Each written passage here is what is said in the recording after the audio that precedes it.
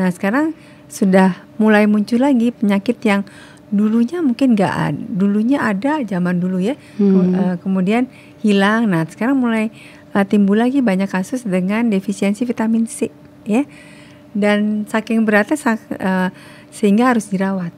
Nah alasannya karena anak tersebut tidak konsumsi buah dan sayur ya.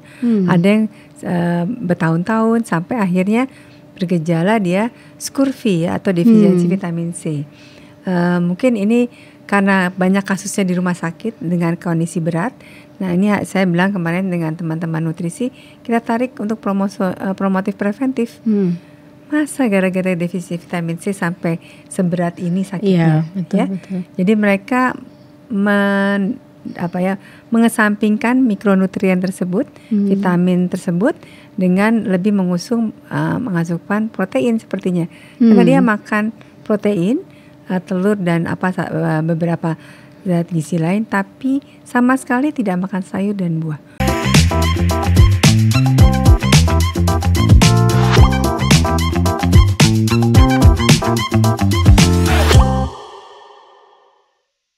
Halo semua, selamat datang kembali di acara podcast bareng Pengabdi. Saya Dr. Dewi Friska. Hari ini saya akan mengajak seorang narasumber yang nanti akan membahas tentang kegiatan pengabdian masyarakat. Topik hari ini tidak kalah menarik dengan podcast sebelumnya. Podcast hari ini akan bertema tentang Hari Anak Nasional yang akan dilakukan tanggal 23 Juli. Kita mulai berkenalan dengan narasumber dari podcast kita hari ini.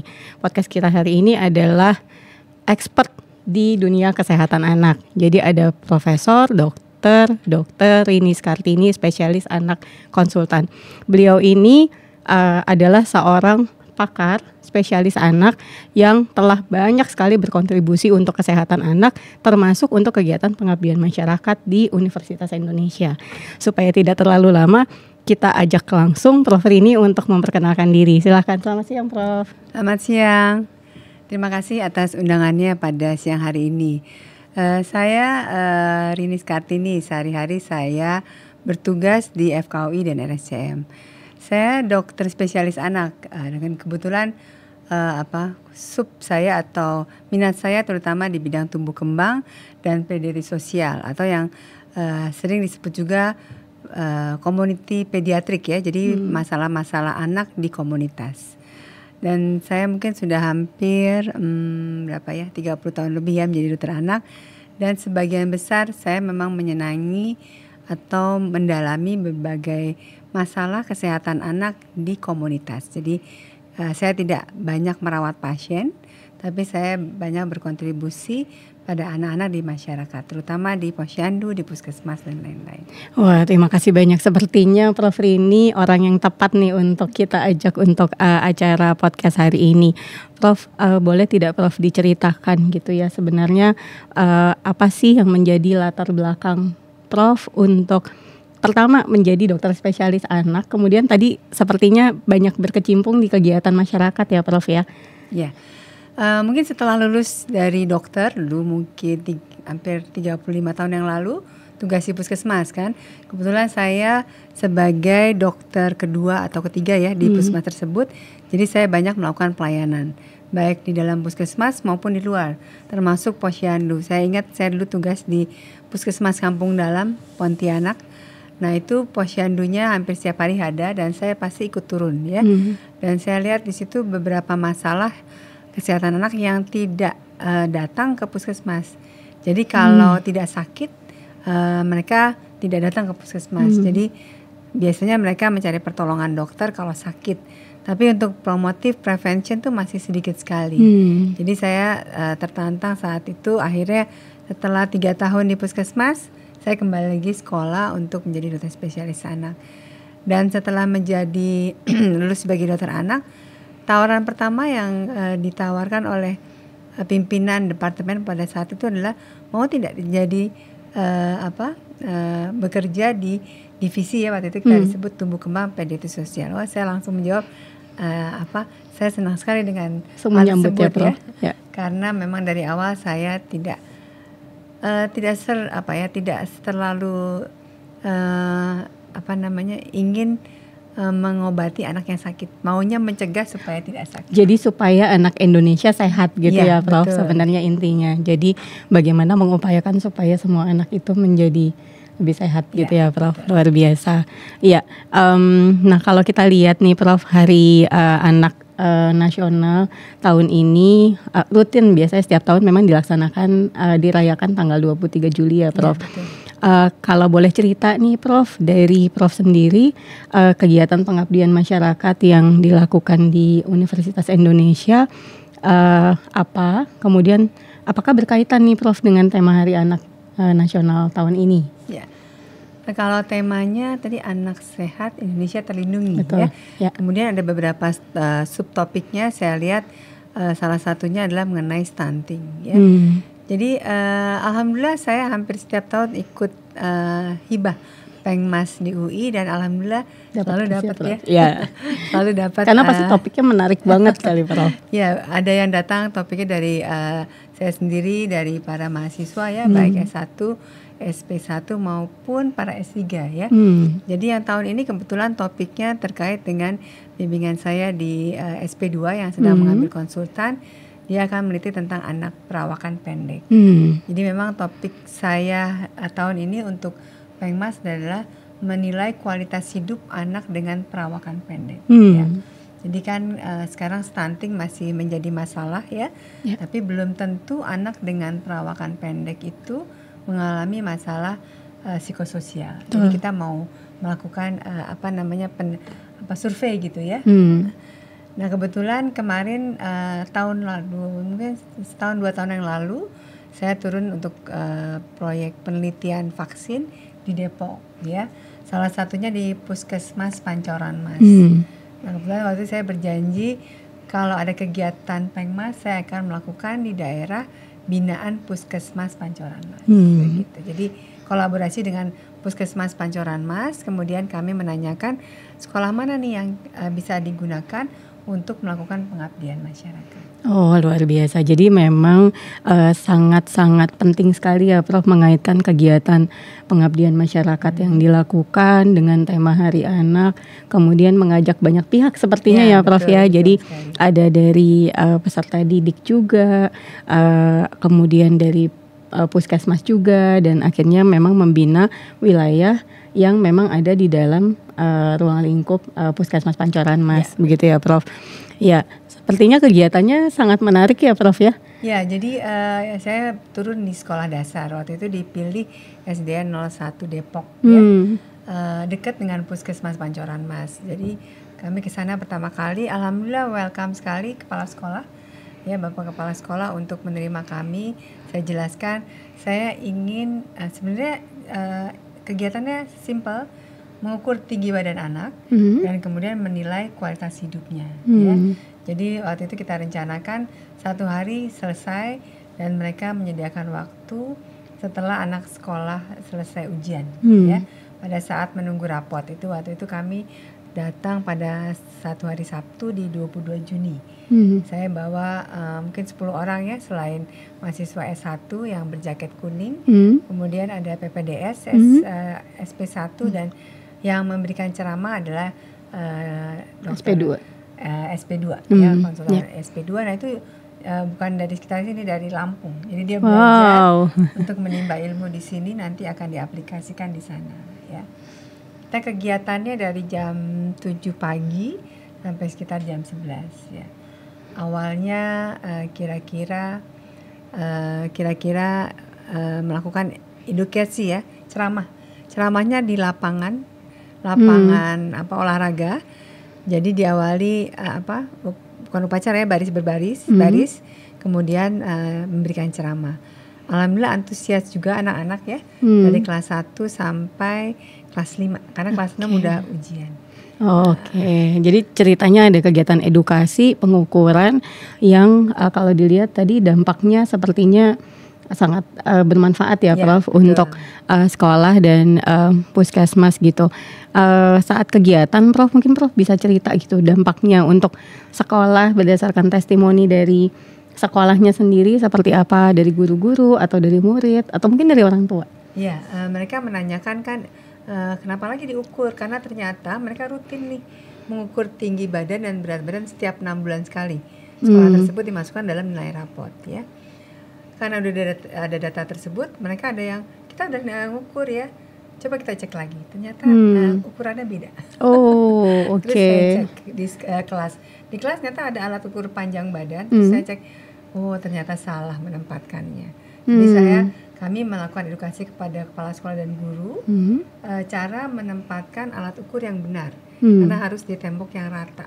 Ini mereka temboknya nggak rata, jadi alat pengukurannya jauh berbeda dengan kami. Gitu ya. Dan kemudian terakhir kami memberikan hibah alat ukur tinggi badan yang cukup baik ya standarnya, karena yang mereka gunakan kurang terstandar gitu ya. Untuk tiap-tiap kelas ya. Kemudian kita mengajarkan bagaimana cara berdirinya, bagaimana cara mengukurnya dengan benar.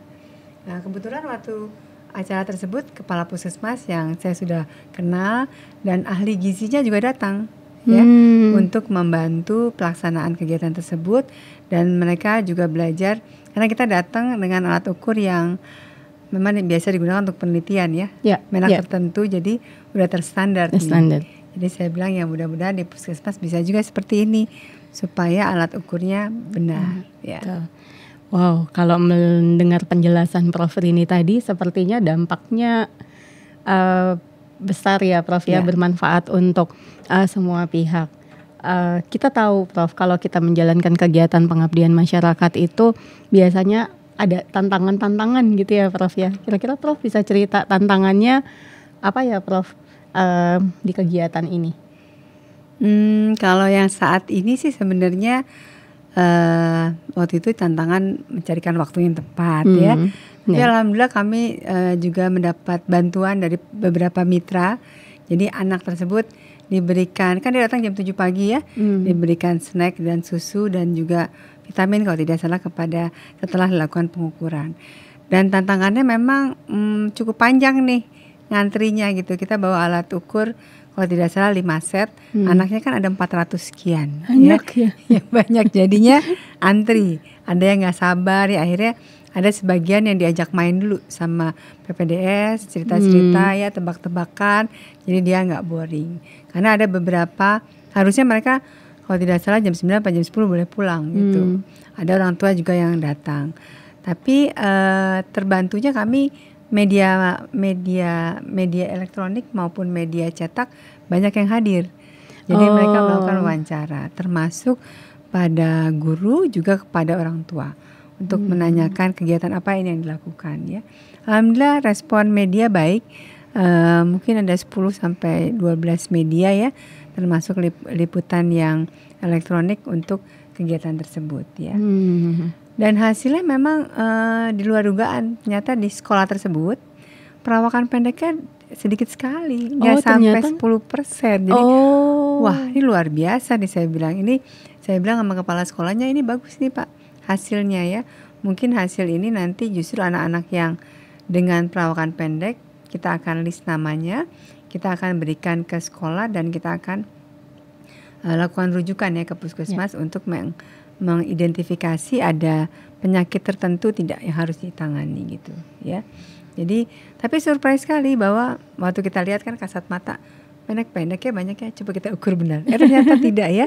Jadi kita memang tidak bisa mengatakan anak tersebut pendek kalau tidak diukur dengan benar. Baik, jadi tadi rasanya kalau dilihat dari tantangannya lebih ke waktu gitu ya Prof. Kemudian karena pesertanya banyak, kemudian tadi sepertinya Prof sudah mencoba mengantisipasi bersama tim. Jadi diajak main dulu, terus ada wawancara media sehingga akhirnya si masyarakat juga atau dalam hal ini murid-murid sekolah juga tidak merasa terlalu lama menunggu begitu ya Prof ya. Gitu. Ada tantangan lain Prof mungkin? Yang dirasakan gitu selama menjadi pengabdi dan solusinya seperti apa? Waktu mungkin yang tahun lalu ya, waktu itu tahun lalu pengabdian masyarakatnya kami turun di anak berkebutuhan khusus ya, terutama anak dengan autistik ya, dan itu yang kita lihat bahwa memang kita juga mengadakan di sekolah waktu itu memberdayakan para guru supaya guru tahu anak autistik tersebut seperti ini loh perilakunya, masalahnya ya. Karena sekolah itu sebenarnya sekolah inklusi. Jadi ada anak yang normal, ada anak yang berkebutuhan khusus ya. Kebetulan itu juga diprakasai oleh salah satu murid S3 saya yang sedang meneliti anak dengan autistik ya. Jadi benefitnya mereka juga dilakukan pemeriksaan ke arah fungsi tertentu untuk melihat bisa ditangani atau tidak, terutama terhadap infeksi yang pernah diderita ya. Nah itu komunitasnya beda-beda. Jadi kalau dilihat di masyarakat terutama di anak itu banyak sekali yang bisa kita elaborasi ya. Sebelumnya waktu itu melakukan edukasi kepada anak sebagai role model atau dapat memberikan edukasi mengenai asupan makanan kepada temannya ya. Jadi menarik juga ya. Jadi mereka dilatih, di coaching dengan berbagai permainan, dengan berbagai perangkat, sehingga waktu dia memberikan edukasi kepada temannya bisa mengerti. Gitu. Nah, itu juga di sekolah dan itu waktu itu SMP kalau tidak salah anak-anaknya. Tapi semua di Depok. Menarik ya, luar biasa Prof Rini. Prof tadi Prof udah cerita bahwa dalam kegiatan pengabdian masyarakat biasanya akan dilibatkan pihak sekolah, kemudian pihak masyarakat juga gitu ya, dalam hal ini murid-muridnya. Kalau dari kegiatan pengabdian yang sudah Prof lakukan, bagaimana dengan peran pemerintah setempat Prof? Ya kalau saya lihat selama ini saya melakukan kegiatannya sebagian besar di sekolah ya. Waktu beberapa tahun yang lalu pernah di Posyandu kalau tidak salah. Nah kalau sekolah biasanya selalu yang saya hubungi pertama kali adalah puskesmas. Karena sekolah itu ada di wilayah puskesmas ya. Tapi kalau turun di Posyandu biasanya selalu melakukan kontribusi atau berkolaborasi dengan RT RW atau kelurahan tersebut ya. Dan itu biasanya mereka memberikan dukungan berupa sarana prasarana ya, biasanya tempat yang bisa dijadikan untuk melakukan pengabdian masyarakat. Jadi biasanya responnya juga positif ya Prof? Positif ya? Alhamdulillah, rasanya sampai saat ini belum pernah ada yang tertolak ya. Alhamdulillah. Karena memang menarik-menarik. Majukan untuk manfaat untuk mereka. Ya betul. Tadi setelah Prof melakukan kegiatan pengabdian masyarakat, biasanya kan kita berharap pengabdian masyarakat itu bisa berjalan berkesinambungan begitu ya Prof. Prof juga melakukan kegiatan pengabdian masyarakat. Biasanya kan ada 1.0, 2.0 atau bersambung. Rencana Prof ke depan nih untuk mengembangkan kegiatan pengabdian masyarakat seperti apa Prof? Nah terkait juga masalah nutrisi ya, kalau tadi kan perawakan pendek atau sekarang kan masalahnya tentang stunting ya.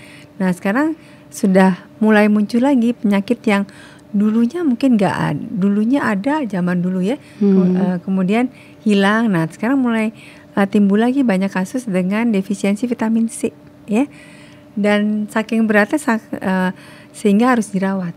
Nah alasannya karena anak tersebut tidak konsumsi buah dan sayur ya. Ada yang bertahun-tahun sampai akhirnya bergejala dia scurvy ya, atau defisiensi vitamin C. Mungkin ini karena banyak kasusnya di rumah sakit dengan kondisi berat. Nah ini saya bilang kemarin dengan teman-teman nutrisi, kita tarik untuk promotif preventif. Masa gara-gara defisi vitamin C sampai seberat ini sakitnya? Betul. Jadi mereka mengesampingkan mikronutrien tersebut, vitamin tersebut, dengan lebih mengasupkan protein sepertinya. Karena dia makan protein, telur dan beberapa zat gizi lain, tapi sama sekali tidak makan sayur dan buah. Hasilnya seperti ini. Jadi luar biasa nih, kita lagi mengkaji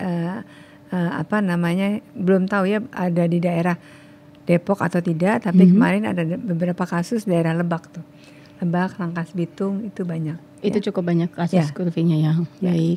Jadi sebenarnya kalau kita lihat sebenarnya program pengabdian masyarakat itu bisa sangat berkesinambungan, dan dari masalah yang ada sekarang ternyata bisa saja muncul lagi masalah baru begitu ya Prof ya, yang nanti bisa menjadi atau perlu kita lakukan upaya pengabdian masyarakat juga gitu kepada masyarakat ya Prof. Baik, Prof punya kesan dan pesan nggak Prof terhadap kegiatan Pengmas ke depannya nih Prof? Ini buat Civitas Akademika UI kali ya dan para pengabdi gitu Prof. Nah mungkin yang saya pingin sebenarnya kolaborasi antar fakultas ya. Nah itu yang saya belum kepikir, tapi bukan di sisi kesehatan aja, karena kalau saya lihat kalau turun di puskesmas sebenarnya urusan stunting itu ada masalah kebersihan, masalah pertanian, sosial ekonomi itu kan banyak gitu ya. Itu harusnya Pengmasnya berkolaborasi itu antar. Selama ini kan sebagian besar Pengmasnya per fakultas gitu ya. Jadi kalau kolaborasi alangkah baiknya, tapi mungkin bisa beberapa kali kegiatan dibuat besar tapi bergulir ya supaya hasilnya menjadi lebih baik gitu ya. Itu yang angan-angan saya selama ini sih, masih kolaborasi di antara fakultas kedokteran ya, dengan beberapa departemen, tapi belum di luar fakultas. Oke, jadi harapannya sebenarnya ini buat para pengabdi juga ya nanti yang menonton podcast ini atau mendengarkan podcast ini nanti bisa berkolaborasi gitu ya dengan fakultas kedokteran atau berkolaborasi antar fakultas supaya nanti dampaknya bisa lebih luas dan lebih baik ya Prof ya. Baik, terima kasih banyak Prof Rini atas informasi ceritanya yang sangat inspiratif, sangat memberi motivasi untuk kita semua gitu, dan mudah-mudahan akan makin banyak pengabdi ini di UI yang nanti bisa berkontribusi lebih banyak. Dan tadi pesannya Prof Rini adalah bahwa memang sepertinya kita perlu berkolaborasi ya Prof ya, supaya nanti dampaknya bisa lebih bermanfaat untuk masyarakat sekitar gitu. Baik, sepertinya podcast hari ini kita akhiri dulu. Sekali lagi selamat Hari Anak Nasional untuk para anak Indonesia. Semoga selalu sehat dan terlindungi. Sampai jumpa di episode berikutnya. Terima kasih.